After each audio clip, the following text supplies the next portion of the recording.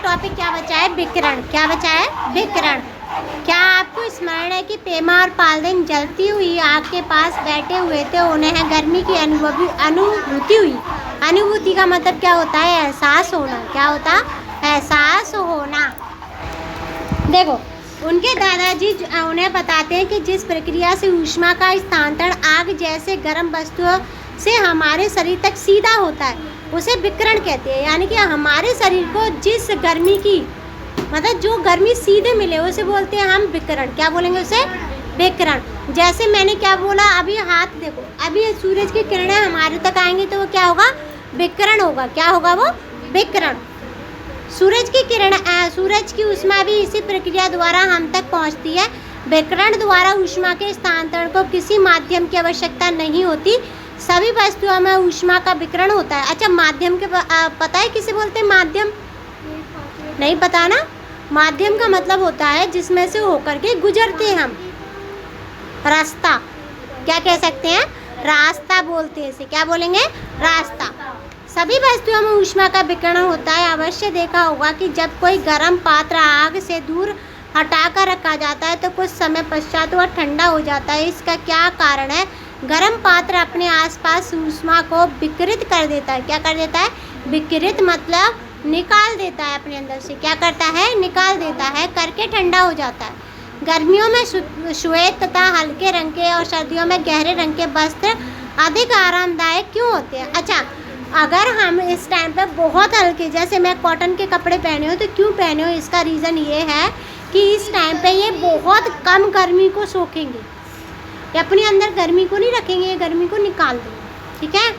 जबकि जैसे तुमने ब्लैक पहना है, ये क्या है? बहुत ज़्यादा डार्क कलर है और इसमें गर्मी समा जाएगी तो तुम्हें और ज़्यादा गर्मी लगेगी। अगर तुम यही कपड़े सर्दियों की जगह, मतलब गर्मियों की जगह सर्दियों में पहनते, किसमें पहनते? सर्दियों में, तो ये कपड़े गर्म रहते। क्या रहते? गर्म रहते। और मैं ये कपड़े अगर सर्दियों में पहनूंगी तो मुझे ज़्यादा ठंड लगेगी। क्या लगेगी? ज़्यादा ठंड। हमारे दैनिक जीवन में ऐसे कई अनेक उदाहरण हैं जहाँ चलन, संवहन और विकिरण को एक साथ एक साथ देखा है हमने। आइए जल को गर्म करने के बारे में विचार करें, जैसे कि चित्र 7.8 में दिखाया गया है। आइए उन विभिन्न विधियों को पहचानने जिनसे पात्र और जल गर्म हो जाता है तथा हम लौ के और गर्म पात्र के पास गर्मी का अनुभव करते हैं। ऊष्मा लौ से पात्र तक चलन द्वारा स्थानांतरित होती है। चलन द्वारा क्या होता है? ऊष्मा कहाँ जाती है? लौ से जो गर्मी मिलेगी, जैसे ही पात्र को मिलेगी, उसे क्या बोलेंगे? चलन। क्या बोलेंगे उसे? चलन। उसके बाद पात्र में जल संवहन द्वारा गर्म होता है। जो पानी गर्म हुआ है वो क्या हुआ है? संवहन द्वारा गर्म हुआ है। लौ और पात्र के आसपास जिस गर्मी का हम अनुभव करते हुए विकिरण होता है। क्या होता है? विकिरण। अब तीनों का एग्जाम्पल क्या बना रही हो? चाय। तो चाय की जो पतीला गर्म होगा उसे बोलेंगे चालन। क्या बोलेंगे? चालन। और जो चाय उबलेगी उसे बोलेंगे संवहन। क्या बोलेंगे? संवहन। और जो तुम्हें गर्मी लगेगी उसे बोलेंगे विकिरण। अभी गर्मी लग रही है ना, किससे लग रही है? विकिरण से। ठीक है? आप समझ आ गया? कुछ बताना तो नहीं है? आप देखेंगे अब तक के क्रियाकलाप, उदाहरण और चर्चाओं से हमने सीखा कि ऊष्मा 3 प्रकार के प्रक्रम से स्थानांतरित होती है। 3 जगह से जा सकती है ऊष्मा। पहला है चालन, संवहन और विकिरण। ठीक है? चालन विधि में ऊष्मा प्राप्त करने पे एक कण अपने संपर्क में आने वाले दूसरे कण को ऊष्मा दे देता है और इस प्रकार वह प्रक्रिया चलती रहती है। इसमें कण स्वयं अपनी स्थिति से नहीं हटता। देखो, मैंने तुम्हें चाटा मारा, अब चाटा मारने को तुम समझना कि इसे ये गर्म हो गई है, तो इसने खुद नहीं हटी यहाँ से, तुम्हें वही चाटा तुम्हें दे दिया। इसे बोलेंगे हम संवहन। क्या बोलेंगे इसे? नहीं, इसे चालन बोलेंगे। क्या बोलेंगे? चालन। दोबारा से समझना, इत्मीनान से समझना। देखो, मैंने मारा इसे चाटा, ठीक है? तो इसने क्या किया? वही चाटा तुम्हें दे दिया, तुमने उसे दे दिया। इसे बोलेंगे चालन। ये थी गर्म, इसने अपनी गर्मी तुम्हें दे दी, तुमने उसको दे दी, तुम अपनी जगह से नहीं हटे। इसे बोलते हैं चालन प्रक्रिया। क्या बोलेंगे इसे? चालन प्रक्रिया। क्या भगोनी हटती है? वो तो आगे बढ़ा देती है ना गर्मी को। पतीला कभी हटता है? आगे बढ़ा देता है ना गर्मी को। संवहन विधि में ऊष्मा का स्थानांतरण कणों की वास्तविक गति के कारण होता है। अब जो कण है, क्या है, कण, जैसे पानी का एक कण है तो वो दूसरे कण को क्या दे देगा, अपनी गर्मी दे देता है और उसे उसकी जगह से हटा देता है। क्या कर देता है, उसे उसकी जगह से हटा देता है। जैसे या बीच में पानी गर्म होता है, पतीले में बीच में होता है ना, तो ऊपर ऐसे जाता है और साइड वाले जो होते हैं उन्हें जगह दे देता है, जगह देता है ना, तो उसे बोलेंगे संवहन। ध्यान दीजिए कि चालन और संवहन के लिए माध्यम आवश्यक ही उपस्थित होना चाहिए जिसके कारण ऊष्मा के स्थानांतरण में सहायक होते हैं। विकिरण विधि में ऊष्मा एक स्थान से दूसरे स्थान पर गमन करती है। इसके स्थानांतरण के लिए किसी भौतिक माध्यम की आवश्यकता नहीं होती। अब देखना, जो हमने चालन पढ़ा और संवहन विधि पढ़ी, दोनों में क्या था, पतीला था ना, एक माध्यम था ना। क्या विकिरण में कोई पतीला है, कोई माध्यम है? क्या हम टप में रखें तब हमें गर्मी लग रही है? हम तो बाहर रहेंगे तब भी गर्मी लगेगी, सड़क पर रहेंगे तब भी लगेगी, घर में रहेंगे तब भी लगेगी गर्मी, गर्मी तो लगेगी ना। रोचक तथ्य, हिमालय के ऊंचे क्षेत्र में सर्दियों में कमरे को गर्म करने के लिए बुखारी नामक एक पारंपरिक हीटर का उपयोग किया जाता है, जिसमें लोहे का एक चूल्हा होता है जिसमें लकड़ी या कोयला जलाया जाता है। हीटर के ऊपरी भाग से एक लंबी नली जुड़ी होती है जो चिमनी का कार्य करती है, जिससे धुआं बाहर निकलता है। साथ ही बुखारी का उपयोग खाना पकाने के लिए भी किया जाता है, क्योंकि इसकी ऊपरी सतह पात्रों को रखने के लिए उपयोग की जाती है। बुखारी द्वारा खाना पकाने, कमरे को गर्म करने में ऊष्मा स्थानांतरण के सभी तीनों प्रक्रमों को सम्मिलित किया गया है। देखो, ये देखना, ये है बुखारी, देखो दिख रही है, देखो ये बुखारी है। इसमें यहाँ आग जलती है, देखो यहाँ आग जलेगी, तो यहाँ आग जलेगी तो इसमें क्या होगा, यहाँ पे इसमें संवहन हो रहा है, चालन हो रहा है, और इसकी वजह से पूरा कमरा गर्म हो रहा है, तो इसे क्या बोलेंगे, विकिरण। क्या बोलेंगे, विकिरण। आ गया समझ, एक एग्जाम्पल समझ आया।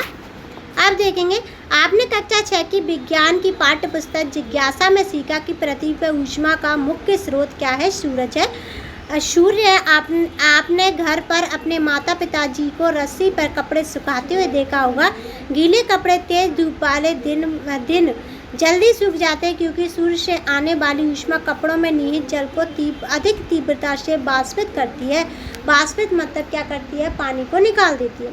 अतः सूर्य से प्राप्त ऊष्मा के जल के वाष्पीकरण में महत्वपूर्ण भूमिका निभाती है। यानी कि सूर्य से जो गर्मी आती है ना, उसकी वजह से हमारे कपड़े सूखते हैं। ठीक है, चाहे वह रस्सी पर सूख रहे कपड़े हों या महासागरों, झीलों जैसे जल निकाय से।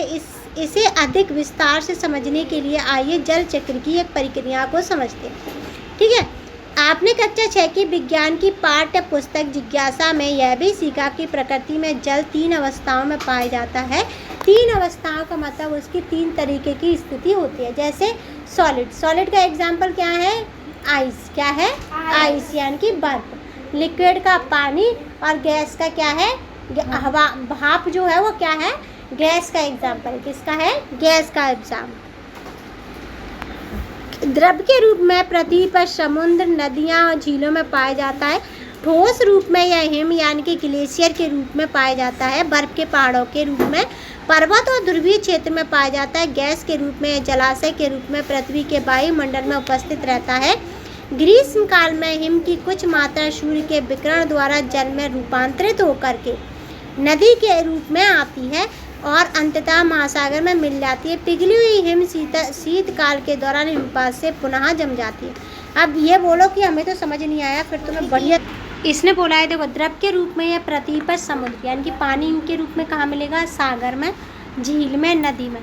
ठोस में मिलेगा बर्फ के पहाड़ यानी कि ग्लेशियर। ग्लेशियर किसे कहते हैं, बर्फ के पहाड़ को हम ग्लेशियर कहते हैं।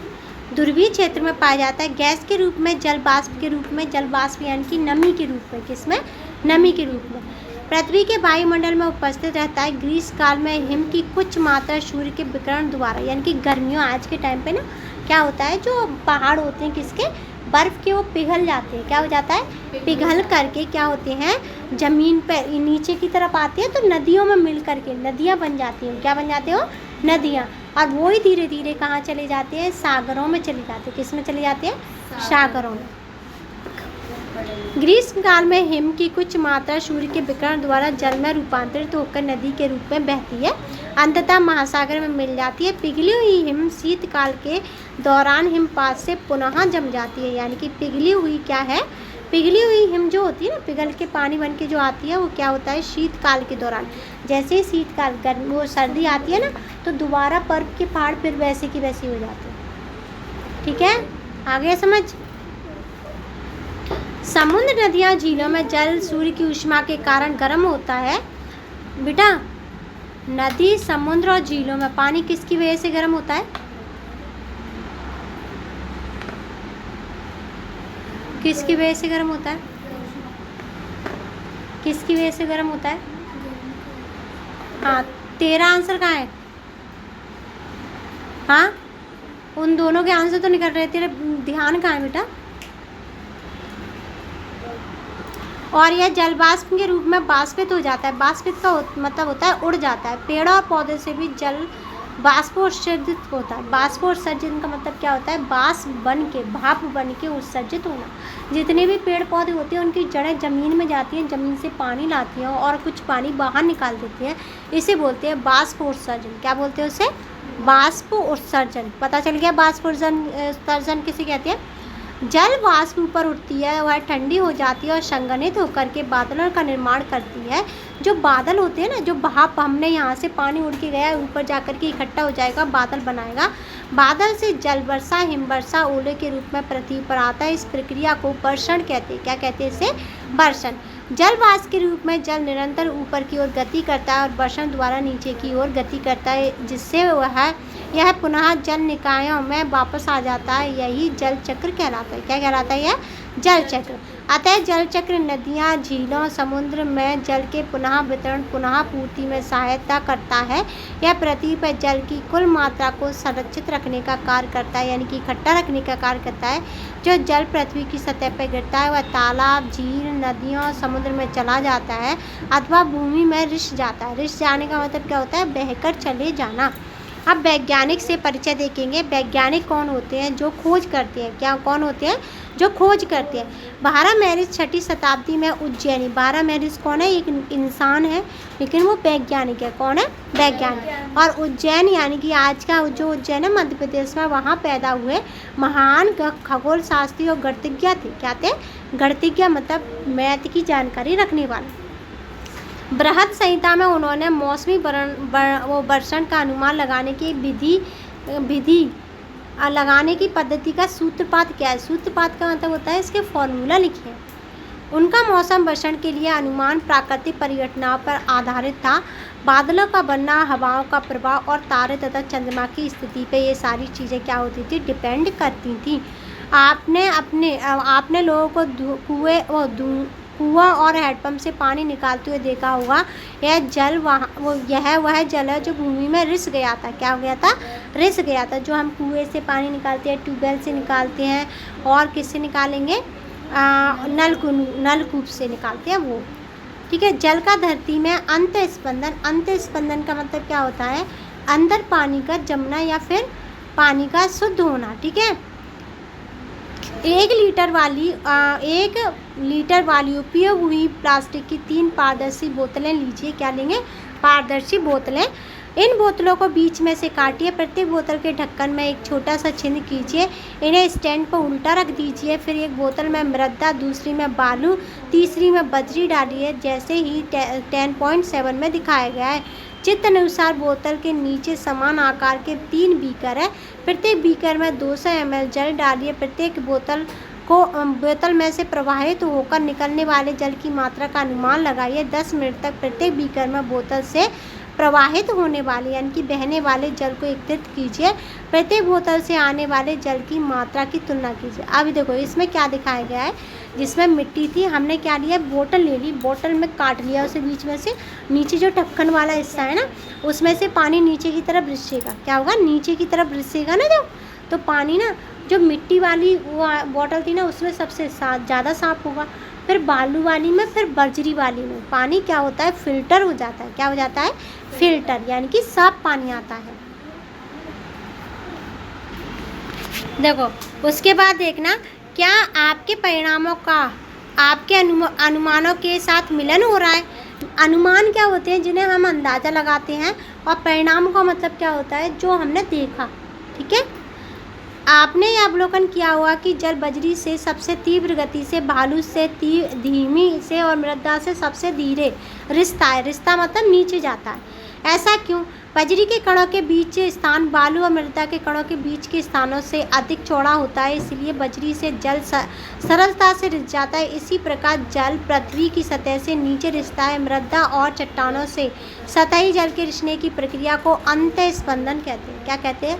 अंतःस्पंदन। अंतःस्पंदन का मतलब क्या होता है? पृथ्वी के अंदर ही अंदर पानी रिस रहा है, एक जगह से दूसरी जगह जा रहा है, उससे बोलते हैं अंतःस्पंदन। क्या बोलेंगे? अंतःस्पंदन। सरगुण अंतःस्पंदन किसे बोलेंगे? यदि मृदा चट्टानों के बीच के स्थान अधिक चौड़े और खुले परस्पर जुड़े हुए हों तो जल अधिक आसानी से अंतःस्पंदित हो जाता है। सतह से नीचे अवसादों के चिन्ह और चट्टानों की दरारों से जो जल रिसता है वह भौम जल है। भौम जल मतलब भूमि वाला जल। कैसा है? भूमि वाला। संचित का मतलब इकट्ठा होना। अवसादों और चट्टानों की भूमिगत। देखो अवसाद क्या होते हैं? जो जमा चीज़ें हैं। चट्टान मतलब पत्थर। क्या है? पत्थर। भूमिगत परतें जो छिद्र में जल भंडारित करती हैं वे जल भृत कहलाती हैं। क्या कहलाती हैं? जल भृत, जिनमें जल रहता है। कुआं खोदकर हम इन जल भृतों में से जल प्राप्त करते हैं। भूमिगत रूप में यह जल कुछ मीटर पर अथवा सैकड़ों मीटर गहराई पर हो सकते हैं। यह उस स्थान की भौगोलिक अवस्थिति पर निर्भर करता है। किस पर निर्भर करता है? भौगोलिक जल स्थिति पर। ठीक है, अब यहाँ से डायग्राम देखेंगे। देखना यहाँ से क्या हो रहा है? बारिश आ रही है, कुआं है ये, और ये हो रहा है अंतःस्पंदन। क्या हो रहा है? अंतःस्पंदन। ये वाली जो लाइन जा रही है ये करिए अंतःस्पंदन, और ये जल भृत यानी कि यहाँ पे पानी भरा हुआ है। क्या है? पानी भरा हुआ।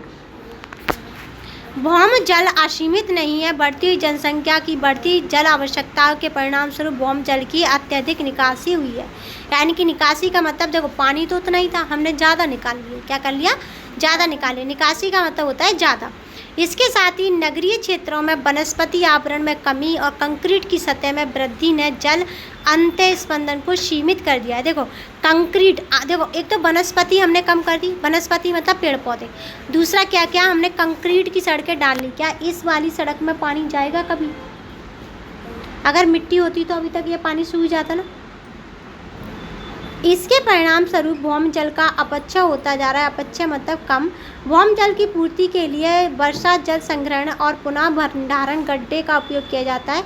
अतः जल चक्र से ही भौम जल के स्रोत पुनः भरते हैं और सतत जल की आपूर्ति रहती है। जल की कमी से जीवन कठिन होता है, अतः लोगों ने जल के संरक्षण के प्रभावी विधियाँ विकसित कर ली हैं। उदाहरण के लिए लद्दाख में लोग सर्दियों में हिम के स्तूप बनाकर जल का संरक्षण करते हैं।